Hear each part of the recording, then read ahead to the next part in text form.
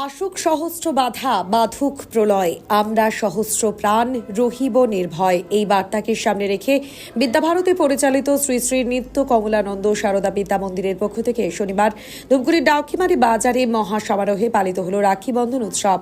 এদিন বিদ্যালয়ের ছোট ছোট ছাত্রছাত্রী, অভিভাবক, অভিভাবিকা ও বিদ্যালয়ের দিদিমণি এবং দাদারা মিলে এই পবিত্র রাখি বন্ধন অনুষ্ঠানটি পরিচালনা করেন।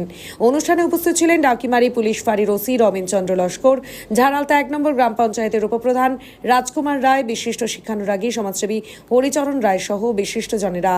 এদিন মঙ্গল প্রদীপ প্রজ্বলন, ভারত মাতার প্রতিকৃতিতে মাল্যদান এবং বিদ্যালয়ের দিদিমণি এবং খুদে পড়ুয়াদের দ্বারা পরিবেশিত রাখি বন্ধনের সঙ্গীতের মধ্য দিয়ে অনুষ্ঠানের শুভ সূচনা হয়। এরপর বিদ্যালয়ের খুদে পড়ুয়ারা উপস্থিত সকল অতিথিদের হাতে রাখি পরিয়ে দেয়। পাশাপাশি পথ চলতি মানুষ, বাজারের ব্যবসায়ী সহ সকলকে বিদ্যালয়ের পক্ষ থেকে রাখি পরানো হয়।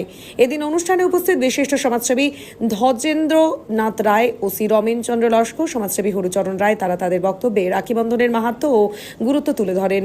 অভিভাবিকা তপতি রায় সরকার বলেন, আমরা স্কুল থেকে 10 কিলোমিটার দূরে আছি, ওখান থেকে এসে যদি এ ধরনের অনুষ্ঠান করে তাহলে বাচ্চারা উৎসাহ পাবে।